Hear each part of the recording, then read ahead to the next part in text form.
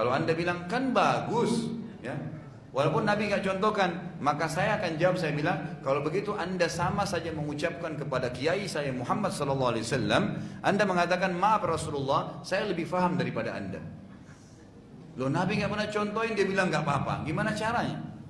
Apa fungsinya Nabi SAW kalau begitu? Untuk dicontohin Allah. Anda boleh tanya kepada orang yang melakukan, misalnya mengatakan Al-Fatihah ila ruh fulan, gitu kan? Coba tanya, ada nggak satu hadis saja yang pernah Nabi bilang Al-Fatihah kepada ruhnya Hamzah, Al-Fatihah kepada ruhnya Mus'ab, Al-Fatihah kepada sahabat-sahabat, ada nggak? Coba datangin hadisnya. Kalau ada, saya paling pertama amalin. Tidak pernah Nabi baca itu. Ingat ya, pada saat kita ingatkan poin seperti ini, bukan berarti kita sedang menyalahkan Al-Qur'annya, bukan. Melakukan ibadah yang Nabi nggak contohkan, Al-Qur'annya tetap mulia. Surah Al-Fatihah, surah Yasin itu mulia. Tapi kalau kita mau melakukannya di dalam bentuk aplikasi lapangan, gitu kan, harus ada contoh dari Nabi SAW. Ya, Nabi SAW tidak pernah mengirimkan surah apapun untuk orang mati.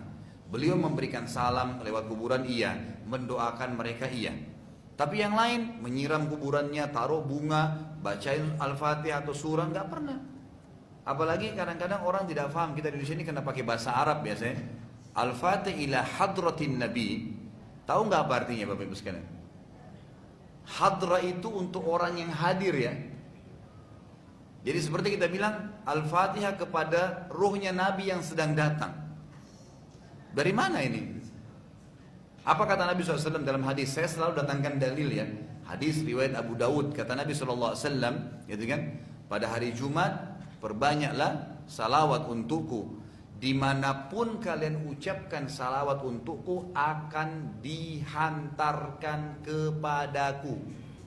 Dibawa oleh malaikat itu, disampaikan, ya Muhammad, ini ada salawat dari umatmu. Bukan Nabi yang datang.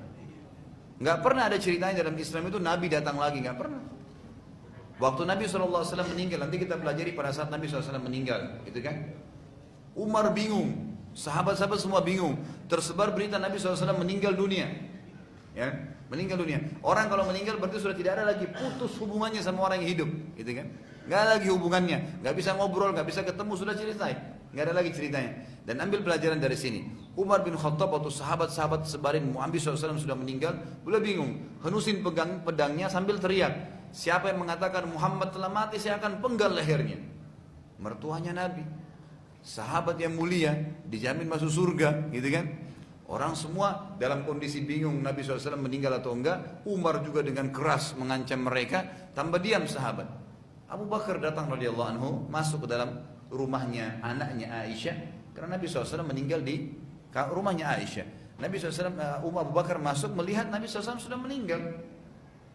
Maka Abu Bakar pun menutup, Nabi SAW mengecup dahinya sambil berkata, ya Rasulullah, engkau sudah mendapatkan apa yang Tuhanmu janjikan. Selesai. Sama Abu Bakar ditutup mata Nabi SAW, ditutup dengan kain, lalu beliau keluar. Umar masih keluar, masih berdiri dengan pedangnya. Kata Abu Bakar, wahai Umar, ala rizki, tenanglah. Umar dalam kondisi panik, tidak tahu kalau ini Abu Bakar yang bicara. Umar bilang, saya tidak mau tahu. Pokoknya siapa yang bilang Muhammad mati, saya akan penggal. Abu Bakar dengan dua kali mengatakan, ya Umar ala rizkik. Wahai Umar, tenanglah. Umar masih marah, masih emosi waktu itu. Lalu Abu Bakar menepuk pundaknya sambil mengatakan, wahai Umar, tenanglah. Maka Umar waktu balik lihat Abu Bakar, tenang langsung. Dia tahu Abu Bakar ini siapa. Kan mertua Nabi juga, dituakan dan sahabat yang paling dimuliakan, gitu kan. Maka Abu Bakar lalu berkata kalimat yang luar biasa. Ini kalimat yang jelas sekali dalam syariat kita, hadis sahih riwayat Bukhari. Kata Abu Bakar, man kana ya'budu Muhammadan fa inna Muhammadan qad mat, wa man kana ya'budullah fa inna Allah hayyun la yamut. Siapa yang menyembah Muhammad di antara kalian, ketahuilah Muhammad sudah mati. Maksudnya apa? Gak ada lagi interaksinya, habis. Gak ada ruhnya datang, gak ada lagi, gak bisa lagi ngobrol, gak bisa lagi ketemu, gak bisa lagi. Dan siapa yang menyembah Allah, maka Allah hidup, tidak akan pernah mati. Lalu beliau bacakan ayat, ya, Al-Quran. Allah SWT berfirman, a'udzubillahi minasyaitonirrajim, afa immata au qutilan qalabtum ala aqabikum. Apakah kalau Muhammad itu mati, ya, atau dia terbunuh di medan perang, kalian murtad, tinggalin agama Allah? Wa may yanqalib an aqibihi fala yadurrullaha syai'an. Siapa yang murtad meninggalkan karena meninggalnya nabi itu, maka tentu tidak akan berpengaruh terhadap Allah Subhanahu wa taala. Tapi ringkas cerita adalah Nabi sallallahu alaihi wasallam waktu meninggal, sahabat pastikan kepada kita sesuai dengan tuntunan Nabi sallallahu alaihi wasallam, tidak ada ceritanya lagi ruh itu bisa kembali, kemudian bisa dipanggil atau dikirimkan surah. Allahu a'lam. Ingat, bukan Al-Fatihah dan Yasin yang sedang kita salahkan, itu mulia Al-Quran, tapi membacanya untuk orang mati. Saya tutup dengan gini, mungkin ini mohon maaf pertanyaan terakhir, saya ada ceramah lagi di Cikarang.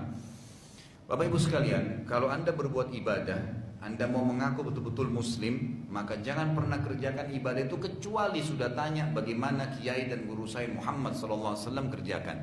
Mau puasa bagaimana Nabi puasa, mau sholat bagaimana Nabi puasa, sholat, mau haji bagaimana Nabi haji, mau baca Quran bagaimana Nabi baca Quran, mau zikir bagaimana Nabi zikir. Itu baru benar. Karena beliau adalah suri tauladan kita kan, harus ikutin. Ziarah kubur bagaimana ziarah kubur Nabi, takziah bagaimana takziah Nabi, tanya semua, belajarin. Nanti kita akan tahu apa yang Nabi SAW kerjakan, maka kita kerjakan juga. Kalau mengaku pengikut beliau, sebenarnya harusnya begitu kan, Sallallahu Alaihi Wasallam. Baik, itu satu poin. Poin yang lain, kalau Anda ingin menyatukan antara dua ibadah yang berpisah, misal ziarah kubur dengan baca Quran. Ziarah kubur ibadah kan? Baca Quran juga ibadah. Baik, kalau Anda ingin pertemukan dua ini, dua ibadah, tetap sama, tanyakan, Nabi pernah satuin gak? Harus ada penyambungnya. Artinya pelajari kalau Nabi ziarah kubur pernah baca Al-Quran gak untuk di atas kuburan untuk para sahabat. Belum ada satu riwayat pun yang mengatakan Nabi, ada bab khusus ya, dalam Sahih Bukhari, Sahih Muslim, bab ziarah kubur khusus.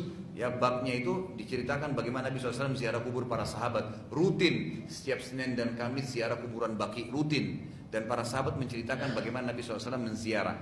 Beliau berdiri di depan Baqi lalu memberikan salam dan mendoakan mereka. Selesai itu Nabi pulang. Tidak pernah Nabi bawa air, bawa bunga, bacain surah tertentu dari Quran, tidak pernah. Padahal kalau Nabi contohin pasti Nabi akan bacain kan. Semua riwayat itu mengatakan Nabi beri salam dan doa. Selesai, nggak ada yang lain, gitu kan? Jadi amannya adalah kita mengerjakan apa yang Nabi SAW perintahkan. Al-Qurannya boleh kita baca buat diri kita, iya, gitu kan? Kita sumbang Al-Quran ke tempat menghafal Quran di masjid, niat untuk orang tua kita yang sudah mati boleh. Karena masalah amal jariah kan gitu. Tapi membaca surah tertentu untuk dikirim untuk orang mati, pertanyaannya, adakah dalilnya? Ada contoh nggak dari Nabi SAW? Kalau saya kiai saya Muhammad, saya nggak tahu kiai Anda siapa, gitu kan? Kalau Anda bilang kan bagus, ya, walaupun Nabi nggak contohkan, maka saya akan jawab, saya bilang kalau begitu Anda sama saja mengucapkan kepada kiai saya Muhammad SAW, Anda mengatakan maaf Rasulullah, saya lebih faham daripada Anda. Loh, Nabi nggak pernah contohin, dia bilang nggak apa-apa. Gimana caranya? Apa fungsinya Nabi SAW kalau begitu? Untuk dicontohin. Allah